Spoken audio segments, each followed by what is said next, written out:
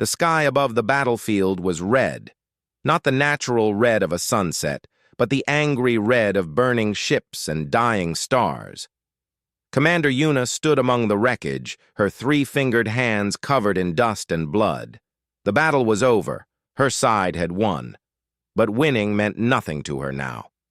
She walked slowly through the debris, stepping over broken weapons and shattered armor. Other soldiers moved around her, collecting the wounded and counting the dead. They looked at her with respect, some with fear. Yuna was known throughout the fleet as a fierce warrior, a leader who never showed weakness. But today, none of that mattered. Her daughter was gone.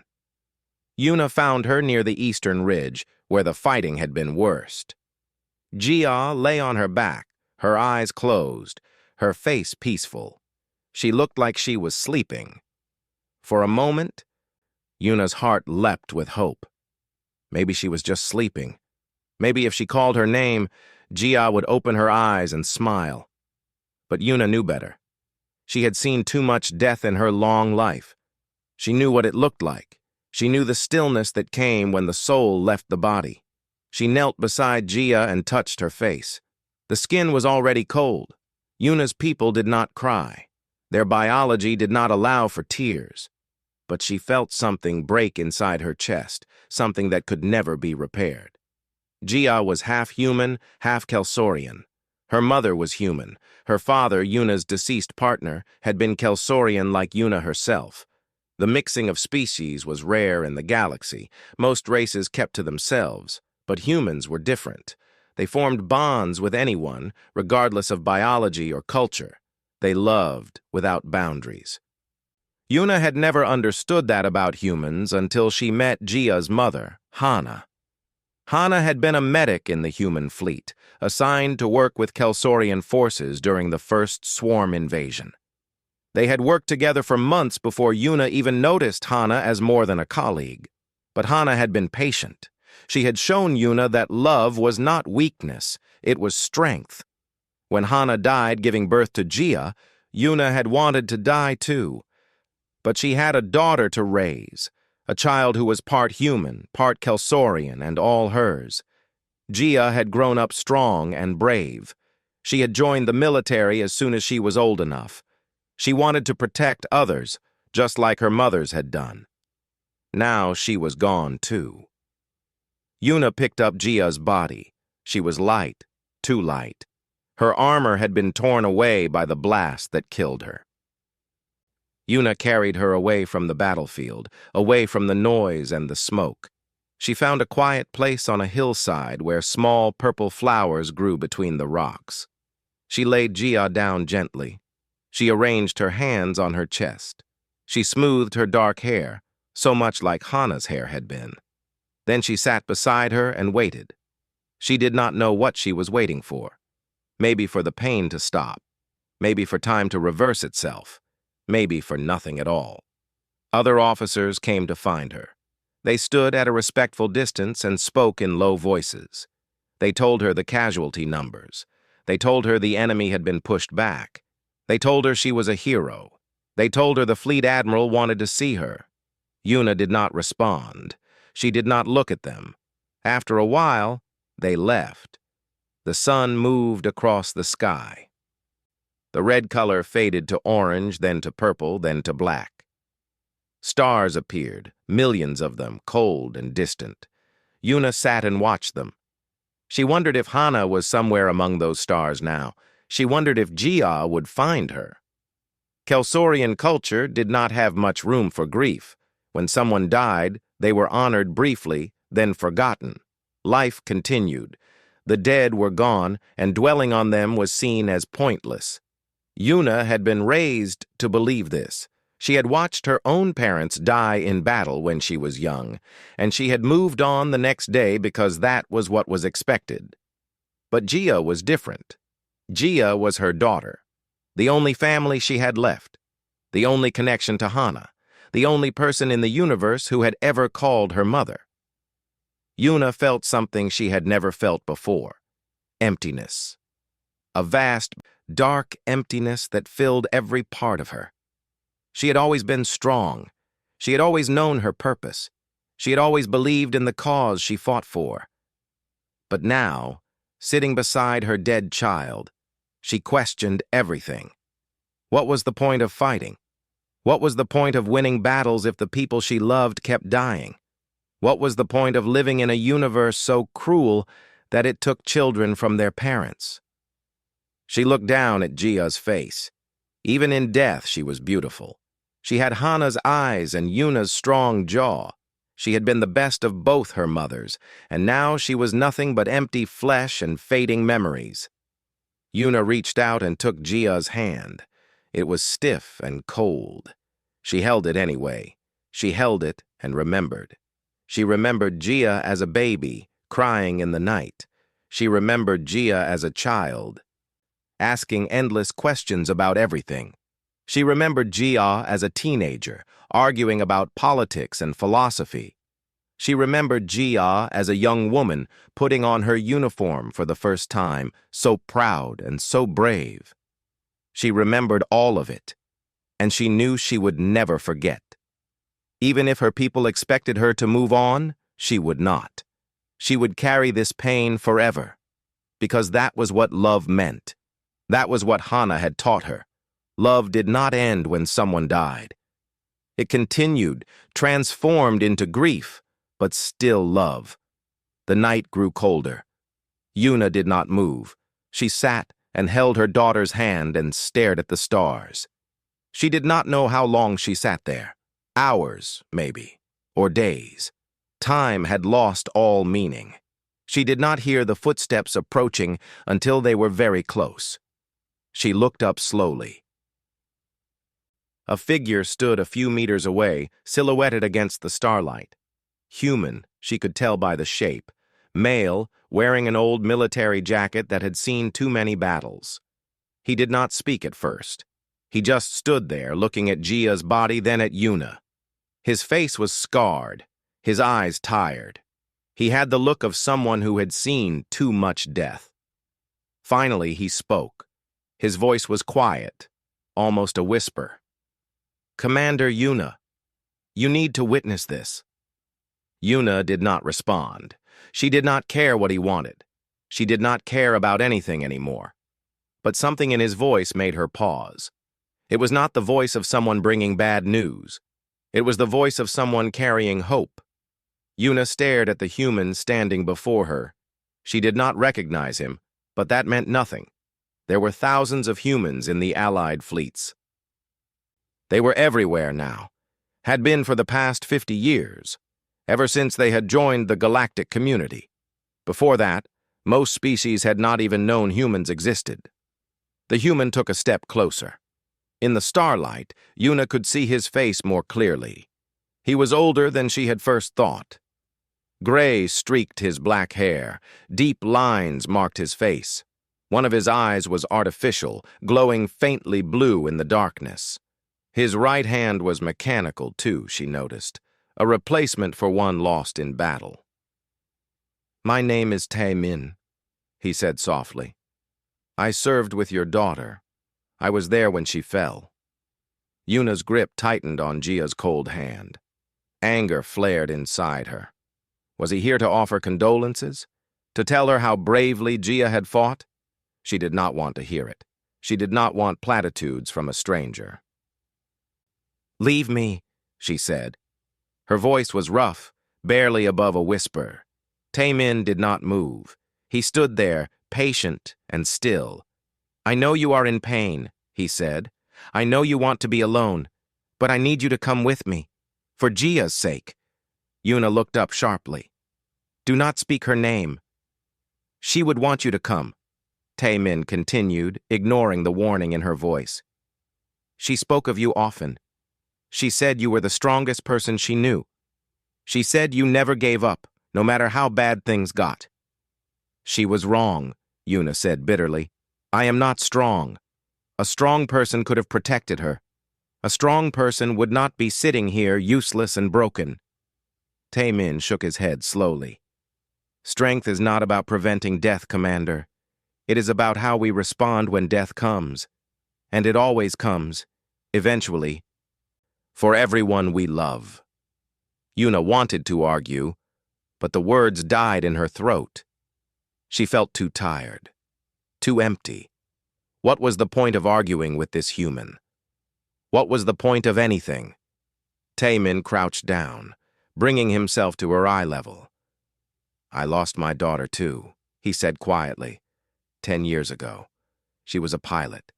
Her ship was destroyed during the siege of Antares Station. They never even recovered her body. For a long time, I wished I had died with her. I could not see any reason to continue living. Yuna met his eyes. She saw genuine pain there, the kind of pain that never fully healed, the kind she was feeling now. How did you survive it? She asked, surprising herself with the question. I did not, for a while, Taemin admitted. I tried to drink myself to death. I tried to get myself killed in battle. Nothing worked. Eventually, I realized something. My daughter would not have wanted me to give up. She would have wanted me to keep fighting, to keep living, to honor her memory by being the person she believed I was. Yuna looked down at Jia. I do not know how to do that. I know, Taemin said gently, but maybe I can help. If you will come with me. Where? Yuna asked. To the human medical facility, Sector 7. It is not far from here. Yuna frowned. Why would I go there? Jia is dead. Medicine cannot help her now. Taemin's expression changed. Something flickered in his eyes. Hope, perhaps, or determination. Human medicine is different than what most species practice, he said carefully. We have developed technologies that others consider impossible. Technologies that push the boundaries of what death means. Yuna's hearts began to beat faster. She understood what he was implying, but she did not dare believe it. Resurrection, she whispered. You are talking about resurrection. I am talking about hope, Taemin corrected. I am talking about a chance. A small chance, maybe. But humans have built entire civilizations on small chances. Yuna wanted to believe him. Every fiber of her being screamed at her to hope. But hope was dangerous. Hope could hurt worse than grief when it was crushed. Resurrection is a myth, she said, but her voice lacked conviction. Every species has tried. Every species has failed. Every species except humans, Taemin said. He stood up and extended his mechanical hand toward her. Please, Commander. Jia deserves a chance. You deserve a chance. Let me show you what we have accomplished. Yuna stared at his hand. She thought about all the reasons to refuse. This was probably a cruel joke, or a delusion, or some kind of scam. Humans were known for their optimism, but they were also known for their tendency to promise more than they could deliver. But what did she have to lose? Jia was already dead. Nothing Yuna did now could make that worse, and if there was even the smallest possibility that Taemin was telling the truth. She released Jia's hand and placed hers in Taemin's. His mechanical fingers were warm, powered by some internal energy source. He helped her to her feet. She swayed slightly, realizing she had not eaten or drunk anything in many hours. Can you walk? Taemin asked. Yuna nodded. I can walk. What about Jia? We need to bring her. Yuna bent and lifted her daughter once more. Jia's body was beginning to stiffen. Rigor mortis was setting in. Time was passing. With every moment, whatever chance Taemin spoke of was slipping away. Taemin led her down the hillside toward a transport vehicle parked on the main road. It was a human design, boxy and practical, painted in medical white with red crosses on the sides. Another human waited by the vehicle, a young woman with short black hair and tired eyes. This is Da-un, Taemin said. She is one of the doctors working on the project. Da-un bowed slightly. Commander Yuna, I am sorry for your loss. Please put Jia in the back. We need to get her to the facility quickly. Yuna climbed into the back of the transport, still holding Jia. She would not let her go. Not yet. Maybe not ever. Da-Yun climbed in after her and began setting up medical equipment. She attached sensors to Jia's body, monitoring devices that beeped and displayed information on small screens.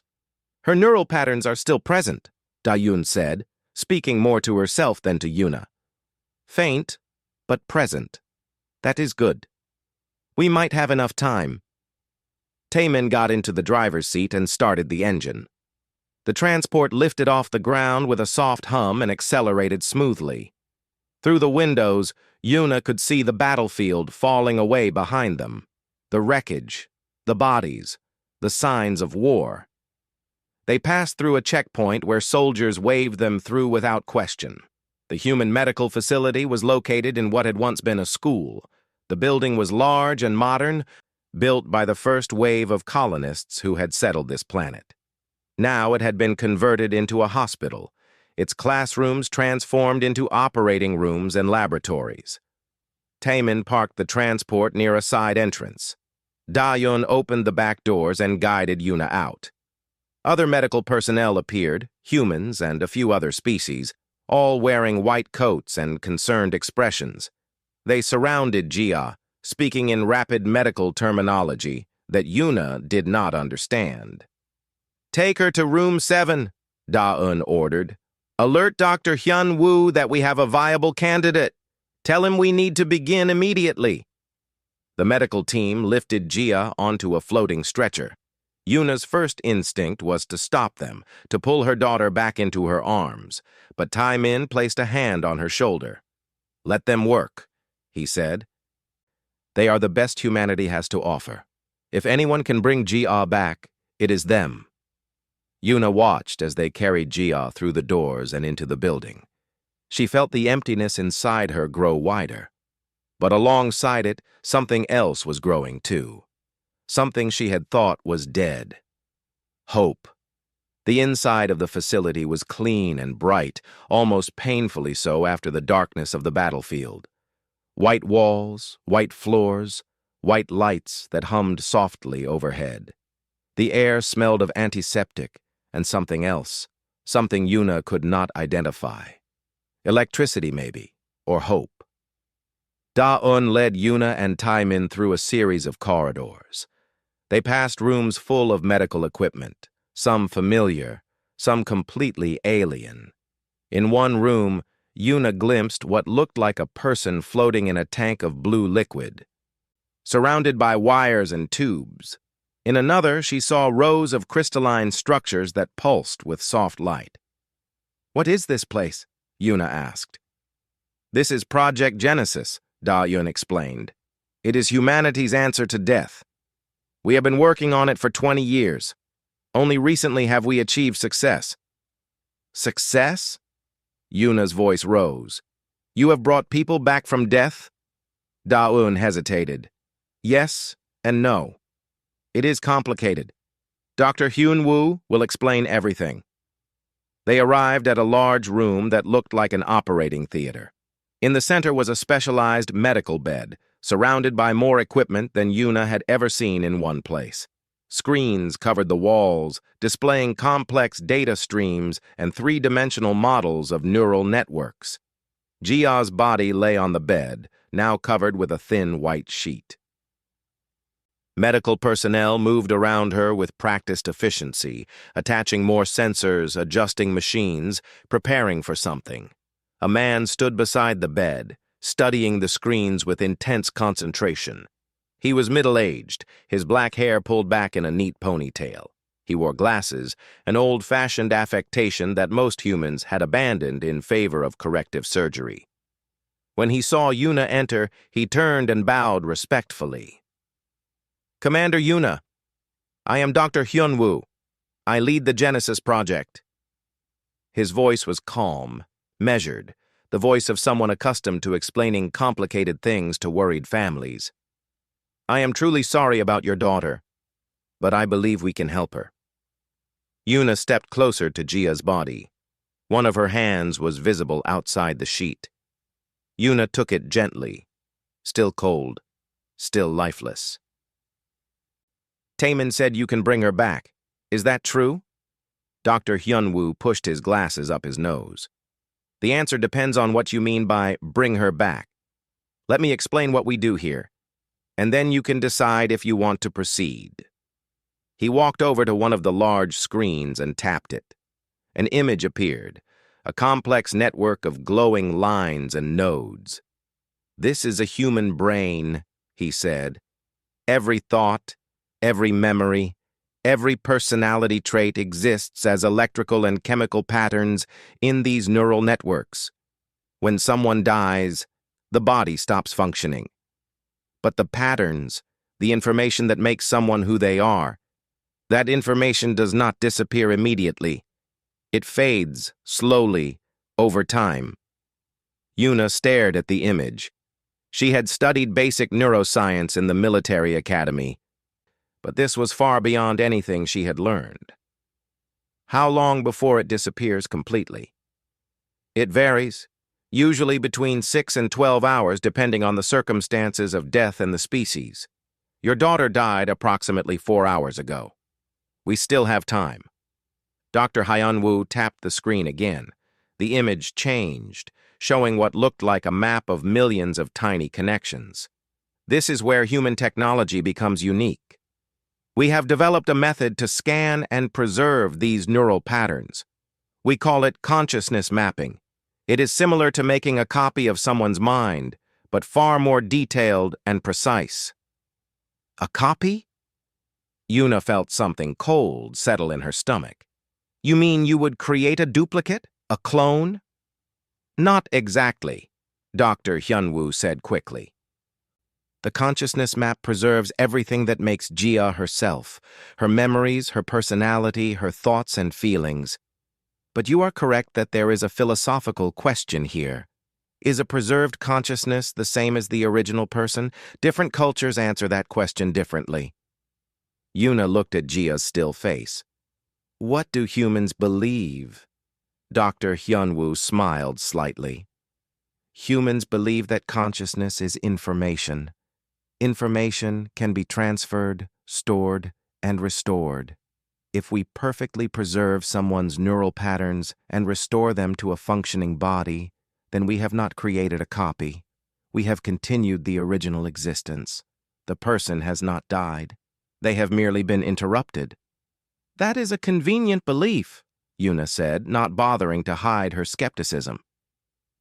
"Perhaps," Dr. Hyunwoo acknowledged, "but it is a belief supported by our successes. We have restored 17 people so far, 17 people who were clinically dead. When they awoke, they remembered their entire lives. They recognized their families. They had the same personalities, the same preferences, the same dreams. In every meaningful way, they were the same people." Yuna's hearts pounded. 17 successes. That was more than a theory, that was proof. "What about the failures?" she asked.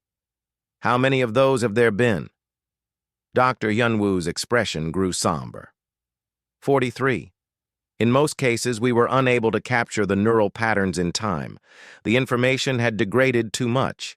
In a few cases, the restoration process failed. The body lived, but the mind did not return." "So there is risk," Yuna said. "Yes. Significant risk. I will not lie to you about that. But Jia has advantages. She is half human, which means her neural structure is partially compatible with our restoration technology. More importantly, she is only 4 hours dead. Her patterns should still be strong." Yuna looked down at her daughter's hand. She imagined it warm again, moving, squeezing hers. "What would the process involve?" Da-eun stepped forward. "First, we would perform the consciousness mapping. That takes about 2 hours. We use advanced scanners to read every neural connection in her brain. The data is stored in quantum matrices that can preserve the information indefinitely." "Then what?" Yuna asked. "Then we repair her body," Dr. Hyunwoo continued. "Your daughter's injuries were severe. Her heart was destroyed. Her lungs collapsed. Multiple organ failures.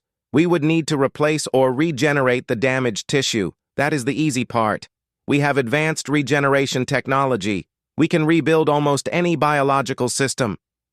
"And then you restore the consciousness?" Yuna asked. Yes, that is the most delicate part. We stimulate the repaired brain with the preserved neural patterns. If everything works correctly, the patterns re-establish themselves. The neurons fire in the same ways they did before. The person wakes up. Yuna was silent for a long moment. This was incredible, impossible. And yet here these humans stood, calmly discussing it as if it were routine. "Why do you do this?" she finally asked. "Why go to such extraordinary lengths to defeat death?" Taemin, who had been standing quietly by the door, spoke up. "Because we are human. We do not accept limits that others consider absolute. When someone tells us something cannot be done, we work harder to do it. Death is the ultimate enemy. It has taken people from us since the beginning of our existence. Now finally, we have the power to fight back." Dr. Han Wu nodded. Every human knows loss. Every human has mourned someone they loved. When we achieved faster-than-light travel, we thought that was our greatest accomplishment. When we developed quantum computing, we thought nothing could surpass it. But this, Project Genesis, this is humanity's true gift to the galaxy, the ability to say that death is not the end. Yuna felt tears in her eyes, impossible tears that her biology should not be able to produce, but her human DNA was expressing itself, triggered by overwhelming emotion. "What do you need from me?" she whispered. "Your consent first," Dr. Hyunwoo said. "This is Jia's choice ultimately, but she cannot make it. As her mother, you have the right to decide." "You have it," Yuna said immediately. "Whatever you need to do, do it, please." "There is more," Da-un said gently. "Because Jia is half Kelsorian, the process is more complicated. We need genetic material from her Kelsorian parent to help stabilize the restoration. We need you to participate directly in the procedure." "How?" Yuna asked. Dr. Hyunwoo gestured to a second medical bed beside Jia's. "You would be connected to her during the restoration. Your neural patterns would serve as a template to help guide hers. It is similar to how a mother's biology supports a child in the womb. Your presence, your connection, would help Jia's consciousness find its way back." "Is it dangerous? For me, I mean?" Yuna asked. "There is some risk," Dr. Hyunwoo admitted. "The neural connection is intense. You might experience pain, confusion, disorientation. In rare cases, it can cause lasting psychological effects. But you would not die. We would monitor you carefully." Yuna did not hesitate. "I will do it. When do we start?" Dr. Hyunwoo looked at the screens, checking data. "We can begin immediately. But, Commander, you need to understand something. This will be difficult. You will experience Jia's death through her memories. You will feel what she felt, see what she saw. It will be traumatic." "I do not care," Yuna said firmly. "If there is even the smallest chance of bringing my daughter back, I will endure anything." Dr. Hyunwoo studied her face for a moment, then nodded. "Very well. Let us begin." The medical team moved with practiced efficiency. They helped Yuna onto the second bed, positioning her parallel to Jia. Da-Yun attached sensors to Yuna's head, small metal discs that felt cold against her skin. More sensors went on her chest, her arms, her hands. Wires connected her to machines that hummed and beeped softly. "Try to relax," Da-Un said, adjusting one of the sensors. "The initial connection can be disorienting. Your mind will try to resist. Let it happen. Do not fight the process." Yuna nodded. She looked over at Jia, so close now that she could have reached out and touched her. She wanted to. She wanted to hold her daughter's hand one more time. But the medical team was working on Jia too, preparing her body for the procedure. Yuna had to trust them. She had to believe they knew what they were doing. Dr. Hyunwoo stood at a central console, his fingers moving rapidly across holographic controls. Data scrolled past on dozens of screens. "Beginning consciousness mapping," he announced. "All teams, confirm readiness." Around the room, medical personnel called out confirmations. Everything was ready. Everything was in place.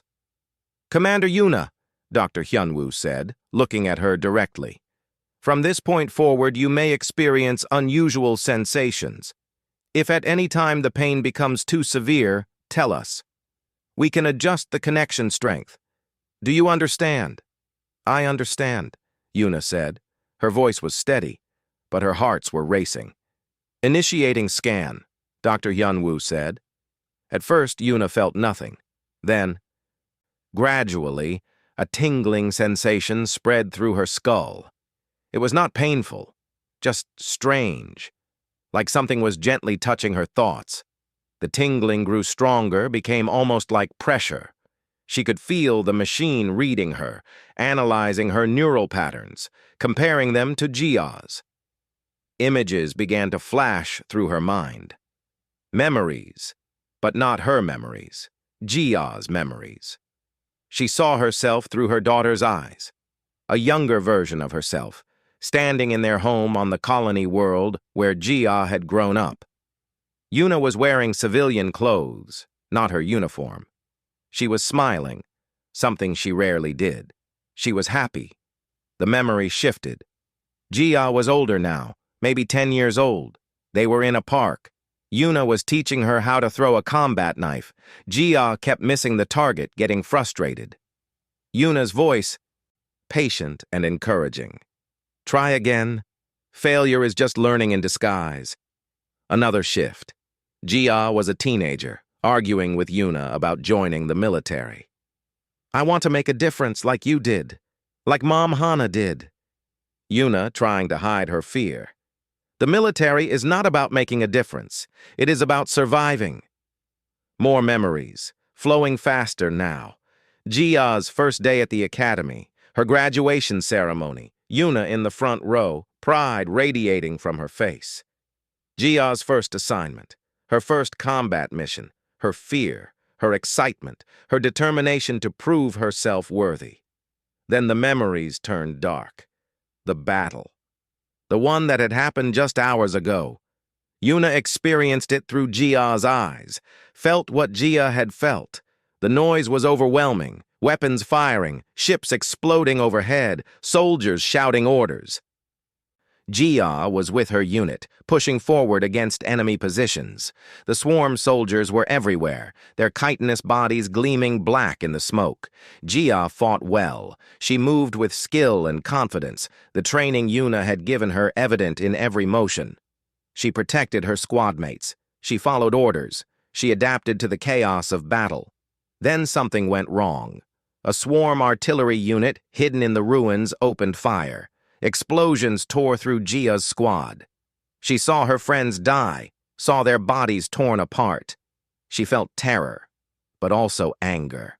She charged the artillery position, determined to destroy it before it killed more of her people. She succeeded. She threw a grenade that disabled the enemy weapon. But in that moment of victory, another swarm soldier appeared behind her. Jia turned, too late. She saw the weapon aimed at her chest. She had time for one thought, clear and sharp. "I am sorry, Mother." Then pain, incredible, overwhelming pain, her chest exploding, her body failing, falling, the sky above her red and terrible, darkness closing in. But not quite darkness. In those final moments, Jia's mind did something remarkable. Instead of panicking, instead of fearing death, she thought of her mother's. She remembered Hana's laugh. She remembered Yuna's rare smiles. She remembered being loved, and she held on to that. As her consciousness faded, she held on to love. Yuna gasped, tears streaming down her face. The neural connection was overwhelming. She was not just seeing Jia's memories. She was feeling them, living them, experiencing her daughter's death as if it were her own. "Her patterns are strong," Dr. Hyunwoo said, his voice distant. "Very strong. The emotional connections are well preserved. That is good. Those are what we need to guide the restoration." The mapping continued. Yuna experienced more of Jia's life, but in fragments now, scattered moments, a birthday party, a training exercise, a quiet evening reading books. Every memory was precious. Every moment revealed how much Gia had lived, how much she had experienced in her short life. Finally, after what felt like hours but was probably only minutes, the mapping was complete. The pressure in Yuna's head eased. She could breathe again. She opened her eyes and saw Dr. Hyunwoo studying the screens with intense concentration. "The consciousness map is complete and stable," he announced. "We have captured everything. Now we begin the restoration phase." The medical team worked on Gia's body. Yuna watched as they used advanced regenerative technology to repair the damage. They placed a device on Gia's chest that glowed with blue light. Slowly, impossibly, the torn tissue began to knit itself back together. New cells grew, replacing the destroyed ones. Gia's heart, which had been shattered, reformed itself. It took hours. The team worked without rest, constantly monitoring, adjusting, ensuring every organ was repaired correctly. Da-Yoon explained the process as she worked. "We are using stem cells combined with nanotechnology. The cells know what to become. The nano-machines guide them, ensure they form the right structures. It is slow, but it is thorough." Yuna watched in amazement. This was technology beyond anything her people had developed. The Kelsorians had good medicine, could heal most injuries. But this was rebuilding a person from the edge of death. This was creation itself. Finally, Gia's body was repaired. She looked whole again, as if she had never been injured. But she was still not breathing. Her heart was not beating. She was a perfect shell, waiting for consciousness to return. "Now comes the difficult part," Dr. Hyunwoo said. He looked at Yuna. "Are you ready, Commander? This will be intense." Yuna nodded. "I am ready." Dr. Hyunwoo activated the neural connection between Yuna and Gia. This time, the sensation was immediate and powerful. Yuna's mind slammed into Gia's, their consciousnesses intertwining. She could feel Gia's presence, faint and distant, like a voice calling from far away. "Gia," Yuna whispered, "I am here. Come back to me." The machines began to pulse Gia's brain with the preserved neural patterns. Data flowed from the quantum matrices into her neurons. Slowly, carefully, Gia's mind was being rebuilt, connection by connection, memory by memory. But it was not working. Yuna could feel it. Something was wrong. Gia's consciousness was not taking hold. It was like trying to light a fire with wet wood.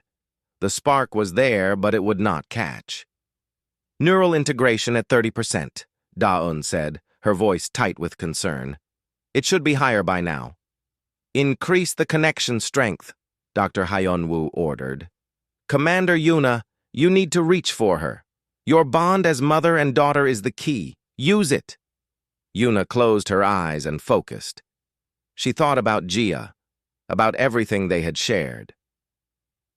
She remembered holding her as a baby, feeling that tiny heart beat against her chest. She remembered teaching her to walk, to talk, to be strong. She remembered every moment of pride, every moment of fear, every moment of love. "Gia," she called out with her mind, "you are not done yet. You have so much more to live for. Come back, please, come back to me." She felt something respond. A flicker of consciousness, weak but present. Gia was there, somewhere in the darkness, trying to find her way back. But she was confused, disoriented. Death had scattered her, and she did not know how to reassemble herself. Yuna reached deeper, ignoring the pain it caused. She poured her own consciousness into the connection, her own strength, her own will to live. She showed Gia the way home. She became a beacon in the darkness, a light for her daughter to follow. "Neural integration increasing," Da-Eun said, excitement creeping into her voice. 50%, 60%. It is working. Yuna felt Jia growing stronger. The scattered fragments of her consciousness were coming together, drawn by Yuna's love. Memories clicked into place. Personality traits reasserted themselves. Jia was reforming, becoming whole again. 70%. 80%. We are almost there. Yuna pushed harder, giving everything she had. She did not care about the pain, did not care about the risk. All that mattered was Jia. All that mattered was bringing her daughter back. 90%. Integration complete. Yuna felt the connection stabilize. Jia's consciousness was whole again, fully formed, fully present. But she was still not awake. One more step remained. Dr. Hyunwoo's hands moved across the controls. Initiating autonomic systems, starting heart, beginning respiration. Jia's chest rose, once, twice. Her heart began to beat, a steady rhythm that Yuna could hear through the monitors. Color returned to her skin, warmth spread through her body. She is alive, Dr. Hyunwoo said quietly. Now we wait. She will wake in her own time. Yuna lay on her bed, exhausted beyond words. But she was smiling. Her daughter was alive. Against all odds, against death itself, Jia was alive. Time moved strangely after the procedure. Yuna drifted in and out of consciousness, too exhausted to stay awake but too anxious to properly sleep. The medical team had disconnected most of the sensors, but they kept a few in place to monitor both her and Jia. Da-eun stayed close, checking readings, adjusting equipment, speaking in low tones with other doctors. Yuna did not know how long she lay there. Hours, certainly. Maybe a full day. Her sense of time had been destroyed by the neural connection. She had lived through decades of Jia's memories in a matter of hours. Her mind needed time to process everything, to separate herself from her daughter again, to remember where she ended and Jia began. But she never stopped watching Jia. Even when her eyes were closed, she was aware of her daughter's presence. She could hear the steady beeping of the heart monitor. She could hear the soft sound of breathing. Jia was alive. That thought repeated itself endlessly in Yuna's mind. Alive, alive, alive. Taemin visited several times. He brought food that Yuna could not eat. He brought reports from the fleet that Yuna did not read. Mostly, he just sat quietly in a chair by the door, keeping watch. Yuna appreciated his presence. There was something comforting about having another person there who understood loss, who understood the weight of hope. How long does it usually take? Yuna asked during one of Taemin's visits. Her voice was hoarse from disuse. For them to wake up? Taemin considered the question. It varies. Some people wake within hours. Others take days. The longest case was almost a week. But they all woke eventually. Once the neural integration is complete, it is just a matter of the brain adjusting to being alive again. What if she does not remember me? Yuna whispered. It was the fear she had been holding inside, too terrified to voice.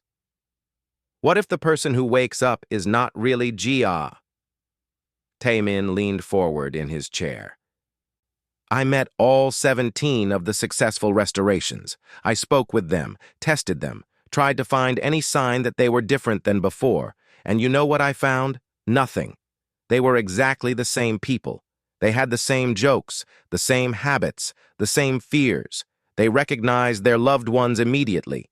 They continued their lives as if they had just woken from a very long sleep. You really believe that? Yuna asked. You believe consciousness can be transferred like data? I do, Taemin said firmly, because I understand something that most species do not. Consciousness is not magic. It is not a soul that exists separate from the body. It is information, patterns of neurons firing in specific ways. Preserve the patterns, and you preserve the person. It is no different than backing up a computer system. That is a very human way of thinking, Yuna observed. Taemin smiled slightly. Yes, it is. Most species are more spiritual. They believe in souls, in essences that cannot be copied or restored.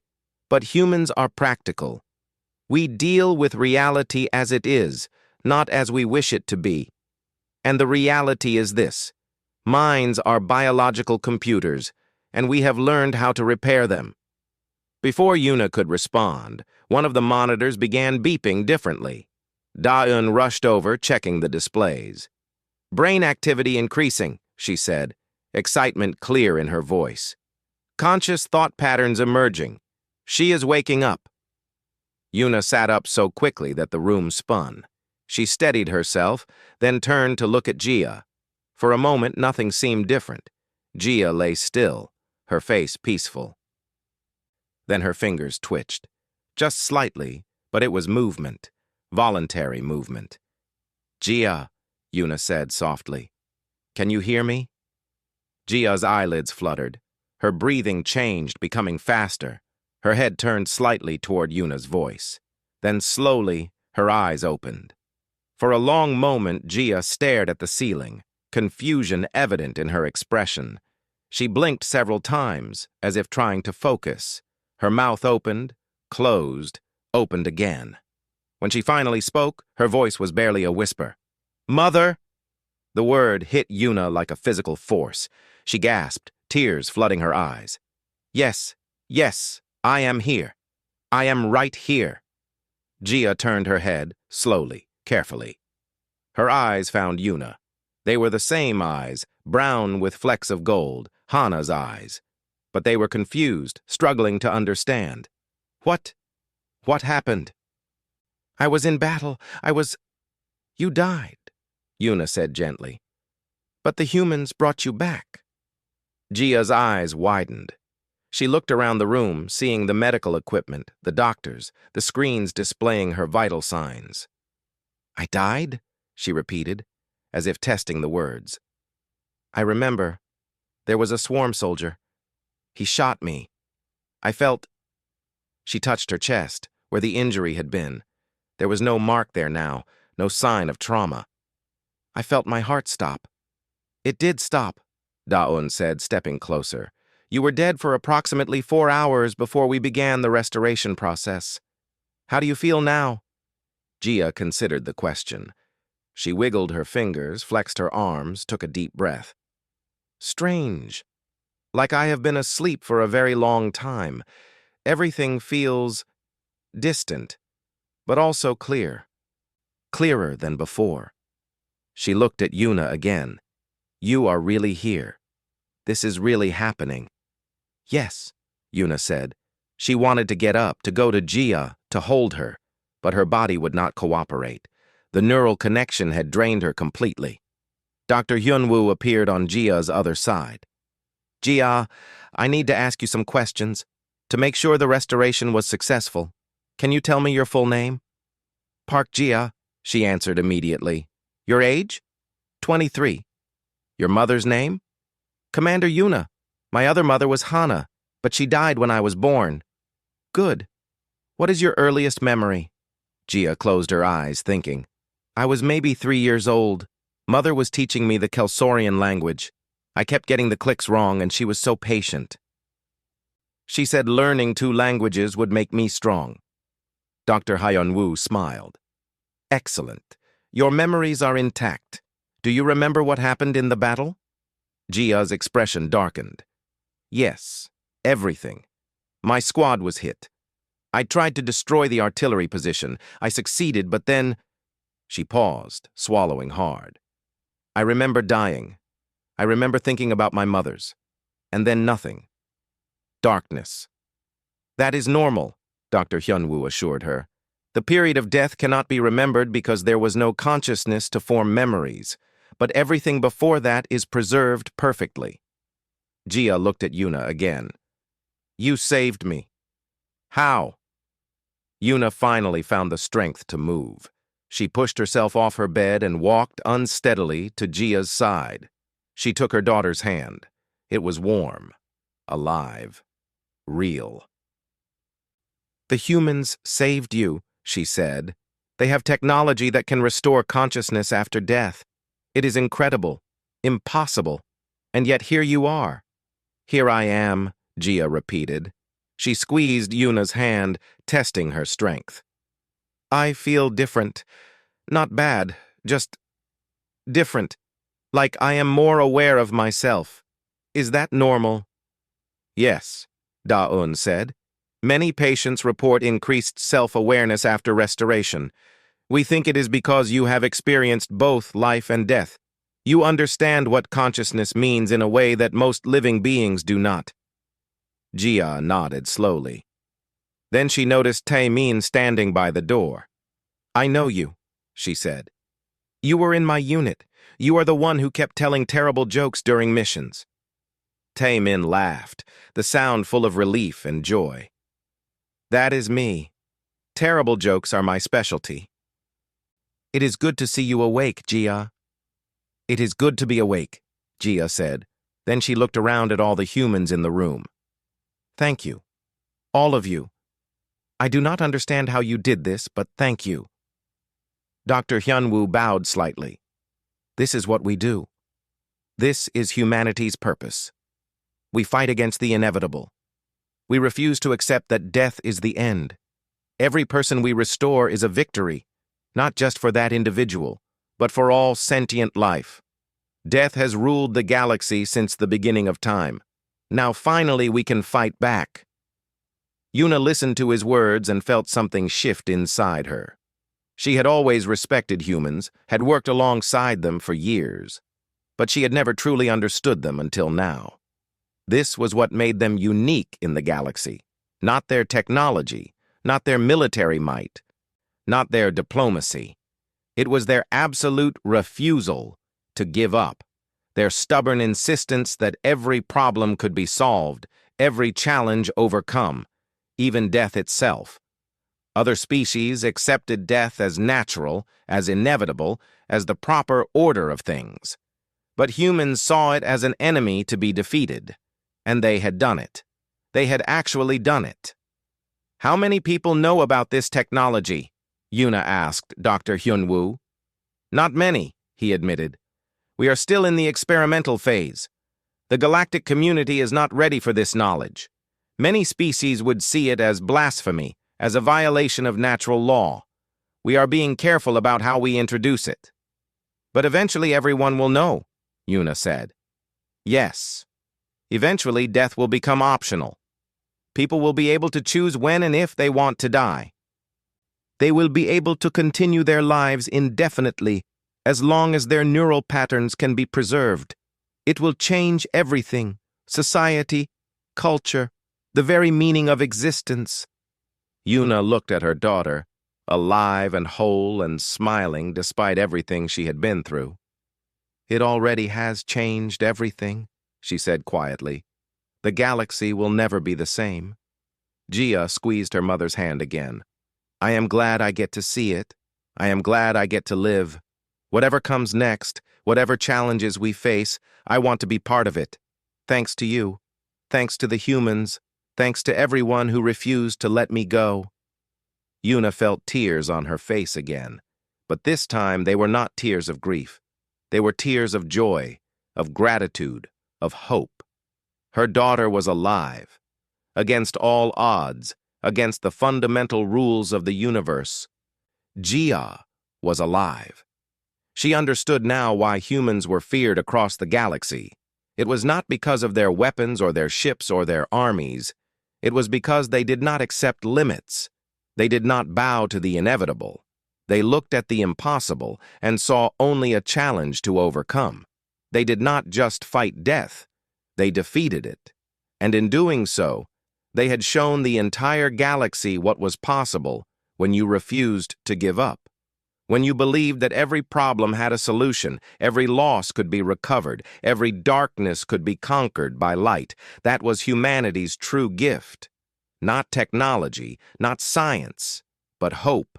Endless, stubborn, unstoppable hope. Yuna held her daughter's hand and smiled. For the first time since the battle, she felt like she could breathe again. The future was uncertain. The war was not over. There would be more challenges, more losses, more pain. But there would also be life. There would be love. There would be second chances and new beginnings and moments of impossible joy. Because humans had shown that death was not the end. It was just another problem waiting to be solved. And if humans could solve death itself, what else might be possible? Everything. Absolutely everything.